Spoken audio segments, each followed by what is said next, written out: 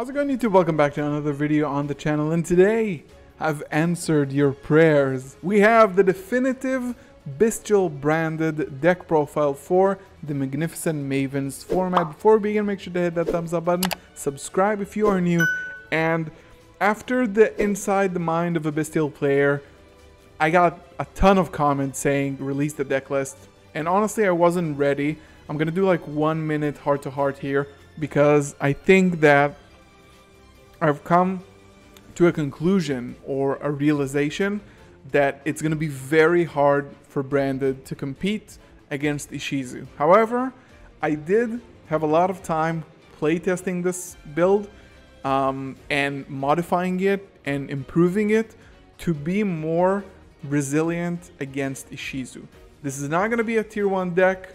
I'm not going to tell you this is like a +7, but for locals and even regionals and even against Ishizu tier limits, this deck holds up, and I have won countless games against Ishizu tier, and I will post a very interesting replay that I had in another segment of Inside the Mind of. But without further ado, if you enjoyed Branded, this is definitely for you, and this is the definitive, the ultimate edition of Branded for this format. So I'm gonna explain some stuff here, but a lot of stuff are going to be like pretty straightforward. So for the monsters, we have 3 Alubers.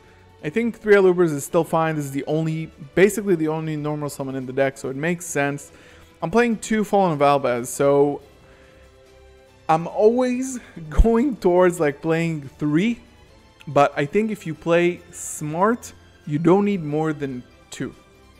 Honestly, this card is very good for drawing it against things like a Bystial board, but at the end of the day, you do have to decide between these 2 when you normal summon. So my approach was 2 Albaz and use it very, very wisely in a very resourceful way to not go over like too many cards, because there's a lot of one-offs. There's already 43 cards in this main deck, and I'm always missing that 3rd Albaz, but when in the games when I play correctly, I don't need another one. So this is the reason behind that. Then we got the Bystial package. We have, of course, 2 Lebellion. We have 3 Magnemut. We have 2 Serenir and 2 Druids. So I think these ratios are correct. You don't want to necessarily draw this. Magnemut is always fire. These 2 are good. Not a 3, I believe. I think that 9 is the perfect number of Bystials. This is what Joshua Schmidt also says. 9 is the perfect ratio. And, you know, you don't want to see too many of these going first and not be able to use them. So, yeah, that's the package. Of course, you got 1 Beast, 1 Regained. Regained enables a lot of really cool stuff for this deck. With Albion, with Branded Fusion. It's a really good combo piece to have. Then one-offs, we have the 1 Ad Libitum. Still very good because we do run the Fright for Patchwork. So again, very solid. Albion, I really like this card. This always like unbricks your hand. Puts a dark in your graveyard if you want. It's very, very solid. And we have the 1 Tragedy. Yeah, I really like Tragedy, but you don't really go for it as much. So I think 1 is fine. It's actually nice when you open this and Poly, so you can get a monster on board, search for Albert, and then combo. So it's like a +2. It's pretty amazing. So, but still at 1, I think at 1 is fine. Then 3 Ghost Bell. It's very, very hard to play without this card. It's very, very hard. Your deck loses to Bystials. And you're a Bystial deck. So you do need that extra protection, and you don't always want to go and banish your own stuff with the Bystial just to protect and not have the opponent summon the Bystial themselves. So Bell, I'm finding this good. It sucks that it's an Earth, to be honest, but I think I really like the protection from it currently. Then we have the Fright for Patchwork engine. 2 Imp, 2 Patchwork, 2 Poly. Still very good if you're playing the right cards in your extra deck. again, can unbrick your hand, chain blocks the whatever you want basically, and it still puts up nice work in this deck, and I really wouldn't want to... It's too much of a plus. Like, Patchwork is amazing. Then we have the spells and traps. We have the 3 branded fusion, 3 opening. We have 3 triple tactics talent. This card is amazing. This card is not as iffy as it was in previous formats. This card is live 99.9% of the time. Super easy to bait out. Either draw 2 for the advantage, take a monster. There's a lot of times where I just have so much advantage because your opponent plays a lot on your turn, so they don't really end up with a lot of cards if you stop them, and you just rip the hand and you're pretty safe. So I wouldn't feel safe not playing this card. This card is amazing. I'm playing 2 super polymerization. I think it's fine. You don't want to really super poly Tearlaments boards, but on the other hand, it's very good removal and protection against a lot of things.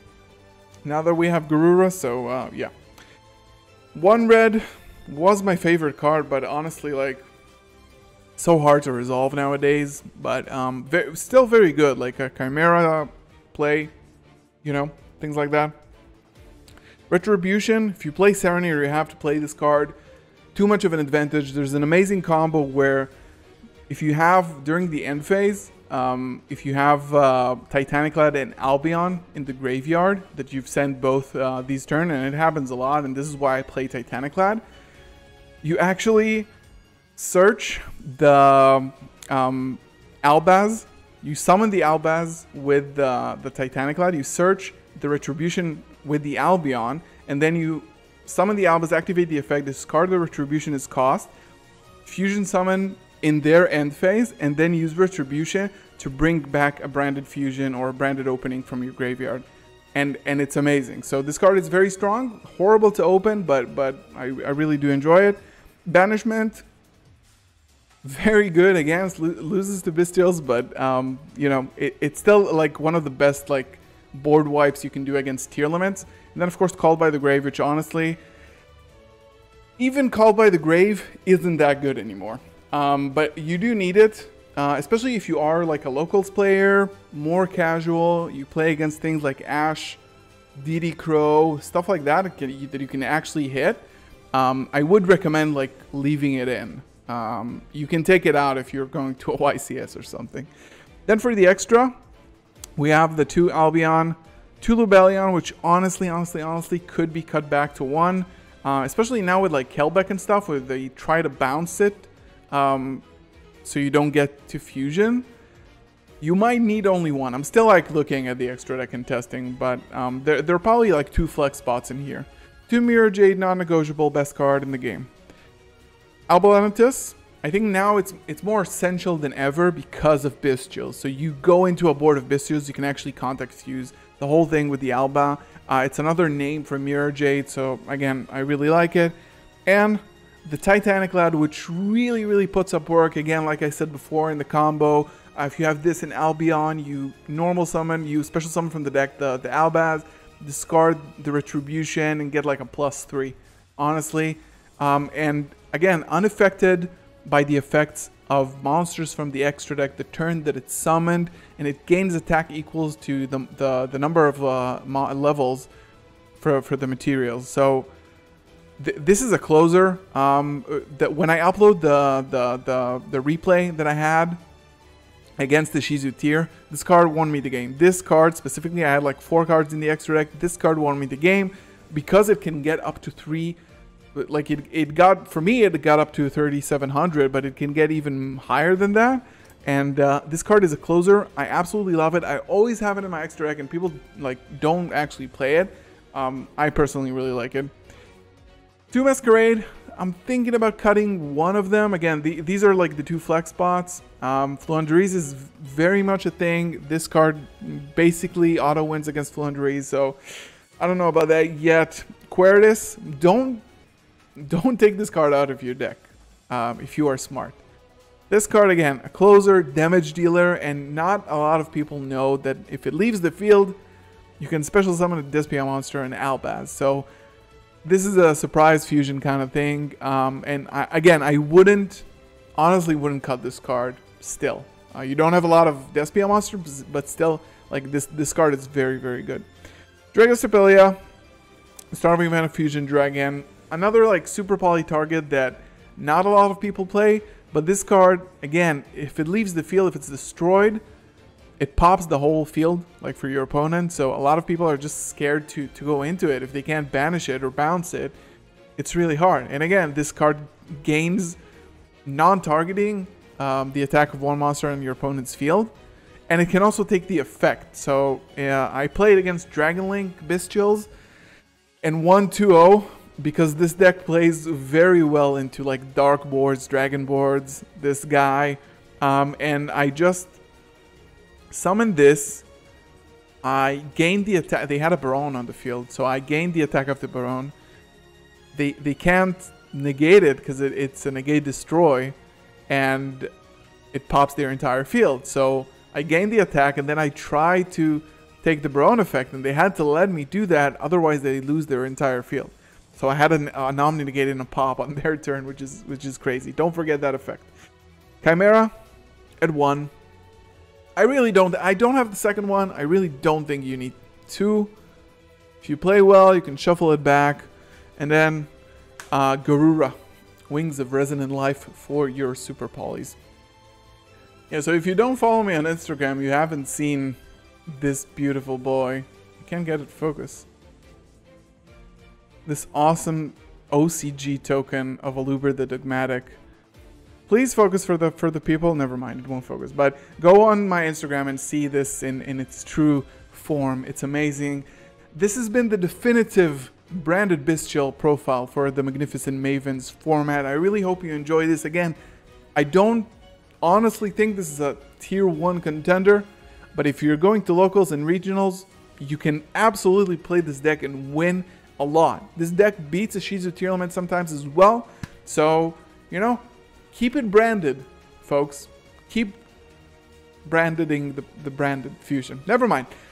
Leave a thumbs up on the video if you enjoyed it. Subscribe if you are new. Leave a comment down below what you thought about this deck profiles. Do you have any spicy tech for branded Bystials? I know there's a lot of branded players watching this channel, so hit me up in the comments below. Go to Twitter again. Also, check out my tweets over there. Thank you so much for watching, and I'll see you in the next one. Peace.